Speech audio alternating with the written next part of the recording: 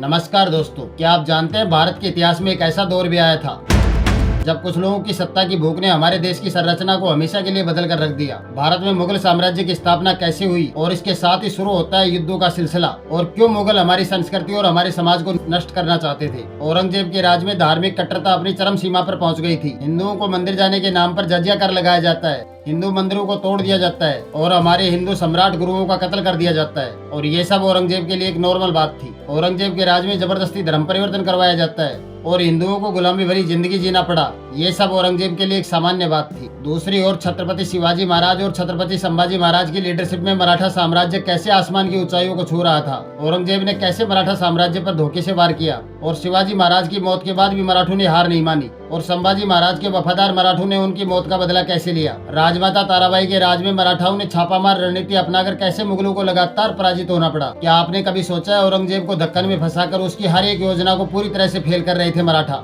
साहस, संघर्ष और बलिदान जिसने हर इतिहास में अपनी एक अलग पहचान बनाई, छत्रपति शिवाजी महाराज और छत्रपति संभाजी महाराज। आइए दोस्तों, समझते हैं आज की इस वीडियो में इस घटनाक्रम को गहराई से।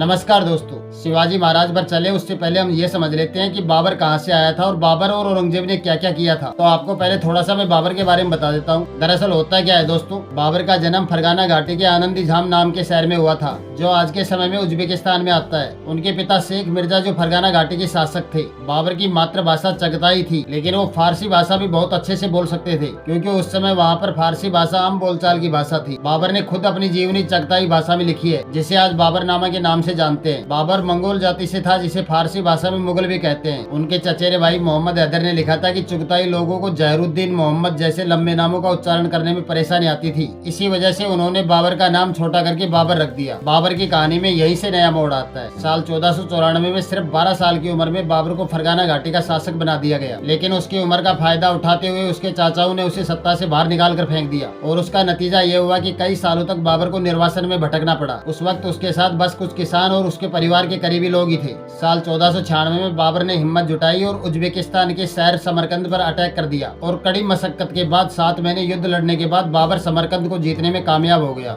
लेकिन कहानी यही खत्म नहीं हुई। जब बाबर सरगना को जीतने में बिजी था, तो उसी के एक सैनिक ने सरगना ने फरगाना घाटी पर कब्जा कर लिया। जब बाबर फरगना वापस लेने की कोशिश में निकला, तो उसकी सेना ने समरकंद में उसका साथ छोड़ दिया। इसका नतीजा ये हुआ कि समरकंद और फरगाना दोनों ही बाबर के हाथ से निकल गई। अब होती है बाबर की भारत में एंट्री।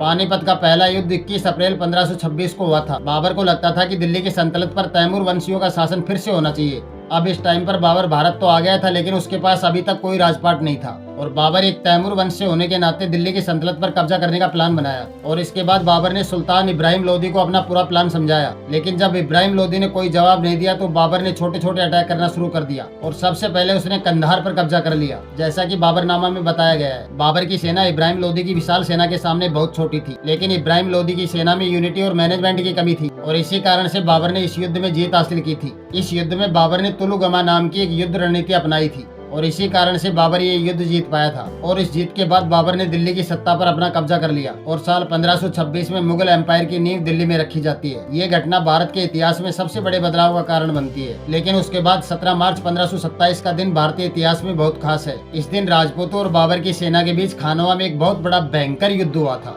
शुरुआती टाइम में राणा सांगा की सेना ने बहादुरी और शानदार रणनीति की वजह से ऐसा लग रहा था कि राजपूत इस युद्ध में जीत हासिल कर लेंगे। महाराणा सांगा जो भारत के एक ऐसे अप्रतिम योद्धा हैं, जिन्होंने इस देश की सीमाओं की रक्षार्थ अपने शरीर पर लगे 80 घावों की उपेक्षा करते हुए रण क्षेत्र में स्वयं को सन्नद्ध रखा।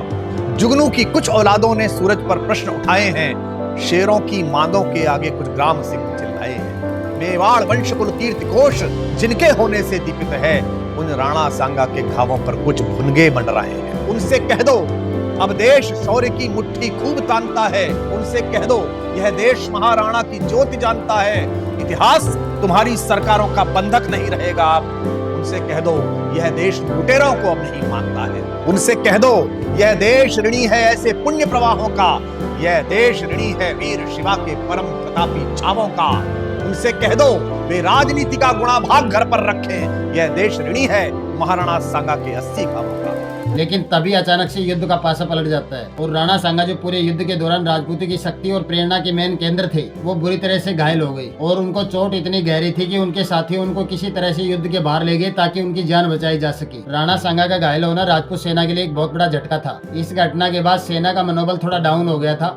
इस तरह से जो जीत राजपूतों के हाथों में आने वाली थी वो अब उनसे फिसलकर बाबर के हाथों में चली गई। और इस युद्ध के लगभग 1 साल बाद 30 जनवरी साल 1528 को राणा सांगा ने इस दुनिया को अलविदा कह दिया। उनकी मौत के साथ ही दिल्ली की राजगद्दी पर बाबर का अधिकार पूरी तरह से स्थापित हो गया और इसके बाद मुगल वंश ने भारत पर लगभग 231 सालों तक अपना शासन कायम रखा। लेकिन खानवा की लड़ाई ने बाबर को राजपूतों की ताकत का अंदाजा करा दिया था और ये बात पूरी तरह से समझ चुका था बाबर, अगर राजपूत संघ को कमजोर नहीं किया गया तो भविष्य में एक बड़ी चुनौती बन सकते हैं। इसी सोच के तहत बाबर ने चंदौरी को अपना अगला टारगेट बनाया और उस टाइम चंदौरी न केवल व्यापारिक बल्कि सैन्य दृष्टिकोण से भी बहुत इंपॉर्टेंट था और ये मालवा और राजपूताना में एंट्री करने का मेन रास्ता भी था। शुरुआत में बाबर ने अपनी सेना को चंदौरी पर अटैक करने के लिए भेजा, लेकिन राजपूतों ने बड़ी बहादुरी के साथ उनकी सेना को परास्त कर दिया और ये हार बाबर के लिए एक बहुत बड़ा झटका साबित हुई। इसके बाद बाबर खुद चंदेरी पर अटैक करने का प्लान बनाया। 21 जनवरी साल 1528 को बाबर ने चंदेरी पर युद्ध करने का ऐलान कर दिया और इस युद्ध के दौरान राजपूतों ने दिलेरी और साहस का अटूट परिचय दिया। हर वो राजपूत सैनिक अपने आत्म सम्मान और माँ भारती की रक्षा के लिए अपनी जान देने को तैयार था और ये उनके सम्मान और बलिदान की अमर कहानी है। इस पर हम किसी और वीडियो में बात करेंगे। इतिहासकार बताते हैं कि बाबर ने अपने तोपों के बल पर सिर्फ 1 घंटे के अंदर ही चंदेरी पर कब्जा कर लिया था। उस टाइम पर राजपूत सेना बहुत स्ट्रॉन्ग थी, लेकिन कारण क्या था? राजपूत सैनिक तलवारों से युद्ध लड़ते थे और राजपूत सामने से वार करते थे। राजपूत कभी पीठ पर वार नहीं करते थे और इस युद्ध में हार का कारण बनी बाबर की तोप, क्योंकि मुगल कभी सामने से वार नहीं करते थे और चंदेरी का युद्ध कोई साधारण युद्ध नहीं था। ये हमारे इतिहास में राजपूतों की बहादुरी और उनके संघर्ष की कहानी बन गया। भले ही इस युद्ध में राजपूतों को हार का सामना करना पड़ा हो, लेकिन उनका हौसला और बलिदान आज भी हमें जीने का जज्बा सिखाता है। ये कहानी हमें बताती है कि अपनी माटी और अपने मान सम्मान के लिए कैसे जी जान लगानी चाहिए। औरंगजेब का जन्म 3 नवंबर 1618 को दाहोद गुजरात में हुआ था। उस टाइम पर उनके पिता शाहजहां वहाँ के सूबेदार के पद पर डिप्लॉय थे। औरंगजेब शाहजहां मुमताज की छठी संतान और तीसरे बेटे थे। साल 1626 में शाहजहां ने बगावत कर दी, लेकिन वो इसमें कामयाब नहीं हो पाई और इसका परिणाम ये हुआ कि औरंगजेब और उनके भाई दारा सिको और उनके दादा जहांगीर को लाहौर के दरबार में कैद में डाल दिया। लेकिन इसमें नूरजहां का रोल काफी इम्पोर्टेंट था। फिर आगे चलकर 26 फरवरी 1628 को शाहजहां को मुगल एम्पायर का सम्राट घोषित कर दिया गया। औरंगजेब का पूरा नाम अबुल मुजफ्फर मोहिद्दीन मोहम्मद औरंगजेब आलमगीर था और तैमूर राजघराने से ताल्लुक रखने वाला औरंगजेब सुन्नी इस्लाम को मानता था फिर इसके बाद औरंगजेब अपने माता पिता के साथ आगरा के किले में पहुंचते हैं और यहीं पर औरंगजेब अरबी और फारसी भाषा की शिक्षा ली थी। शाहजहां जो मुगल साम्राज्य में सबसे तेज माइंडसेट के आदमी थे और फिर शाहजहां ने 1634 में अपने बेटे औरंगजेब को दक्कन का सूबेदार बना दिया। फिर उसके बाद औरंगजेब को महाराष्ट्र में एक खड़की नाम की जगह थी, वहाँ पर भेज दिया जाता है, जो उनकी मिलिट्री और एडमिनिस्ट्रेटिव की एक्टिविटी का आगे चलकर मेन हेडक्वार्टर बनता है। और फिर औरंगजेब ने आगे चलकर इसका नाम बदलकर औरंगाबाद कर दिया। इसके कुछ सालों बाद वहीं पर साल 1637 में औरंगजेब ने रबिया दुर्रानी से शादी कर ली थी। उधर सेम टाइम पर शाहजहां ने अपने दूसरे बेटे दारा से मुगल साम्राज्य में काम करवाना शुरू कर दिया, क्योंकि शाहजहां का प्लान था कि वो आगे चलकर दारा को मुगल साम्राज्य का भावी राजा बनाने की सोच रहे थे। और साल 1644 में औरंगजेब की बहन एक हादसे में जलकर उसकी मौत हो गई थी। जब इस घटना के 3 हफ्ते बाद औरंगजेब आगरा पहुंचता है तो शाहजहां इस बात से बहुत नाराज थे। उनको लगा कि औरंगजेब अपनी बहन की मौत को लेकर बिल्कुल भी सीरियस नहीं है और इसी वजह से गुस्से में आकर शहंशाह ने औरंगजेब को दक्कन के सूबेदार पद से हटा दिया। लेकिन बहन की मौत और शाहजहां के गुस्से के बाद औरंगजेब ने 7 महीने तक दरबार में आना जाना बिल्कुल बंद कर दिया था। लेकिन आखिरकार शाहजहां ने अपना गुस्सा भुलाकर औरंगजेब को फिर से गुजरात का सूबेदार बना दिया और अब धीरे धीरे औरंगजेब गुजरात के बाद दूसरे प्रांतों को बेहेड करने लग गया था। इस टाइम पर आकर औरंगजेब की पकड़ धीरे धीरे मजबूत हो रही थी। इसके बाद सिंध और मुल्तान का सूबेदार बनने के बाद औरंगजेब ने कंधार पर कब्जा करने के लिए युद्ध किया, लेकिन इस युद्ध में औरंगजेब को हार का सामना करना पड़ा और इस हार के कारण औरंगजेब को प्रजा और उसके पिता शाहजहां की तरफ से आलोचनाओं का सामना करना पड़ा। कई बार ऐसा हुआ कि औरंगजेब दुश्मनों से लड़ने की पूरी तैयारी कर लेता, लेकिन एंड टाइम पर शाहजहां अपने जासूसों को भेजकर सेना को वापस बुला लेता था। औरंगजेब को इस टाइम पर आकर धीरे धीरे समझ में आने लग गया था कि ये सब उसके भाई दारा के कहने पर हो रहा है और इसका परिणाम ये हुआ कि औरंगजेब के मन में अपने माता पिता और भाइयों के प्रति कट्टरता कूट कूट कर भर गई। दूसरी ओर दारा और शाह भी मुगल साम्राज्य पर बैठने की आस लगाए बैठे थे। फिर आगे चलकर एक टाइम ऐसा आया कि शाहजहां बीमार पड़ गए और सिंहासन पर कब्जा करने के लिए तीनों भाइयों के बीच विवाद और ज्यादा बढ़ गया। जहां पहले सब कुछ अंदर ही अंदर हो रहा था, लेकिन अब शहंशाह को बीमार होने के कारण ये खुलकर सामने आ गया था पूरा विवाद। इस मौके का फायदा उठाते हुए शाह ने खुद को बंगाल का गवर्नर घोषित कर दिया, लेकिन औरंगजेब ने सिंहासन पर कब्जा करने के लिए इंसानियत की सारी हदें पार कर दी। उसने अपने भाई दारा पर देशद्रोह का फर्जी आरोप लगाकर उसे मौत की सजा सुना देता है। शाह को भी औरंगजेब के बढ़ते दबदबे और क्रूरता के कारण बर्मा में शरण लेने को मजबूर होना पड़ा। सत्ता के लालच में लंबे संघर्ष के बाद औरंगजेब ने आखिर साल 1658 में खुद को राजा घोषित कर दिया। इस दौरान उन्होंने अपने पिता शाहजहां को आगरा के किले में कैद कर दिया। इतिहासकारों का मानना है कि औरंगजेब ने सत्ता पाने के लिए हर उस आदमी को मार दिया था जो उसके रास्ते में आ रहा था। दारा जो औरंगजेब के बड़े भाई थे, लेकिन उन पर देशद्रोह का आरोप लगाकर उसे भी मार देता है। कुछ इतिहासकारों ने तो ये भी दावा किया है कि औरंगजेब ने अपने भाई दारा का सिर काटकर शाहजहां के सामने ले जाकर रख दिया था कैद के अंदर, और अपने छोटे भाई को भी मार दिया था। औरंगजेब के शासनकाल के दौरान जनता उसे बिल्कुल पसंद नहीं करती थी, क्योंकि उसने अपनी प्रजा पर भारी भरकम टैक्स लगा रखे थे, जिसमें वो जजिया कर भी शामिल था, जिसको अकबर ने अपने शासनकाल में हटा दिया था। लेकिन औरंगजेब इसको फिर से लागू कर देता है। औरंगजेब के शासनकाल के दौरान कई सारे धार्मिक मंदिरों को तोड़ दिया गया, जो कि मुख्य रूप से गैर मुस्लिम कम्युनिटी के थे। औरंगजेब ने अपने शासन का पूरा आधार कुरान और शरीयत के अनुसार ही बनाया था। औरंगजेब मुगल एम्पायर का पहला शासक था जिसने पूरे भारतवर्ष में शरीयत लागू किया था। इसके अनुसार भांग की खेती करना, गाना बजाना, शराब पीना और भी बहुत सारी एक्टिविटी करने पर बैन लगा दिया था। कुछ इतिहासकार बताते हैं कि औरंगजेब म्यूजिक को हराम समझता था। औरंगजेब इतना सख्त था, उसने इस्लाम को बढ़ावा देने के लिए जबरदस्ती हिंदुओं को इस्लाम कबूल करने के लिए मजबूर करता था। उनका कहना था कि लालच या ताकत के बल पर या फिर श्याम दाम दंड भेद कोई भी फार्मूला आजमाकर इस्लाम कबूल करवाओ। देखिए, अगर कोई औरंगजेब को अपना नायक और आदर्श मानता है तो मैं मानता हूं कि वह एक कोई मानसिक विकृति का शिकार है। औरंगजेब को किस मायने में आप एक नायक के रूप में प्रस्तुत करना चाहिए, क्योंकि औरंगजेब ने अपने पिता शाहजहां को ही कैद कर दिया, एक एक बूंद जल के लिए तरसाया था। शाहजहां ने अपनी जीवनी में लिखी है कि ऐसा कमबख्त पुत्र किसी को पैदा न हो जिसने मुझे जीते जी तो मारा ही। यह बात शाहजहां स्वयं लिखता है। काशी में काशी विश्वनाथ का जो मंदिर ज्ञानवापी के नाम पे था, उस ज्ञानवापी के भगवान विश्वनाथ के धाम को इसी औरंगजेब ने तुड़वाया था। मथुरा में श्री कृष्ण जन्मभूमि के मंदिर को इसी ने तुड़वाया था। हजारों मंदिरों को तुड़वाया था। भारत की आस्था के साथ एक व्यक्ति खिलवाड़ किया था। हिंदुओं पे जजिया कर लगाया था। भारत के अंदर लाखों हिंदुओं का कत्लेआम किया था, और इसलिए इस प्रकार की मानसिक विकृति का उपचार का सबसे अच्छा सेंटर उत्तर प्रदेश है।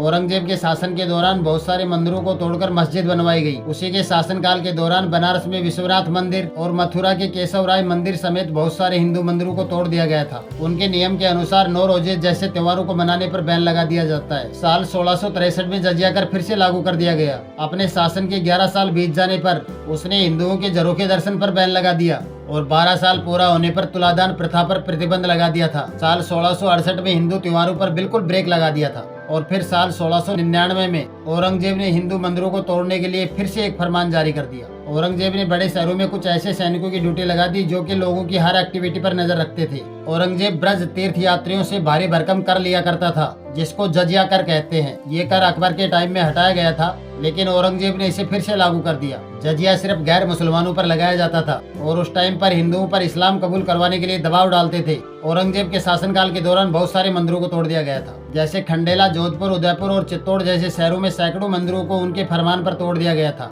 सितंबर 1699 में औरंगजेब ने वाराणसी के काशी विश्वनाथ मंदिर को नष्ट करने का आदेश दे दिया था। इब्राहिम अराली की एक रिपोर्ट्स के अनुसार 1670 में औरंगजेब ने उज्जैन के आसपास के सभी मंदिरों को तोड़ने का आदेश दिया था। इसके बाद चित्तौड़, उदयपुर और जोधपुर के पास लगभग 300 मंदिरों को तोड़ दिए थे, और साल 1705 में औरंगजेब ने कई और हिंदू मंदिरों को तोड़ दिया था। औरंगजेब की इसी नीतियों की वजह से सिखों के 9वें गुरु तेग बहादुर के साथ गंभीर विवाद शुरू हो गया था। दरअसल होता क्या है, कश्मीरी पंडितों ने उस समय गुरु तेग बहादुर से मदद मांगी थी, क्योंकि उनको इस्लाम कबूल करने के लिए मजबूर किया जा रहा था। गुरु ने उनकी रक्षा करने के लिए औरंगजेब के खिलाफ आवाज उठाई। उसके बाद गुरु तेग बहादुर को गिरफ्तार कर लिया जाता है और उनको दिल्ली लेकर आया जाता है। फिर उनके ऊपर भी इस्लाम कबूल करने के लिए दबाव बनाया जाता है, लेकिन जब उन्होंने इनकार कर दिया तो उनको टॉर्चर किया जाता है, और नवंबर 1675 में उनका सर कलम कर दिया जाता है। ये घटना चांदनी चौक दिल्ली में हुई थी, जहाँ पर अब शीशगंज गुरुद्वारा मौजूद है। यहाँ लाल किले के पास यहीं पर गुरु तेग बहादुर जी के अमर बलिदान का प्रतीक गुरुद्वारा शीशगंज साहब भी है।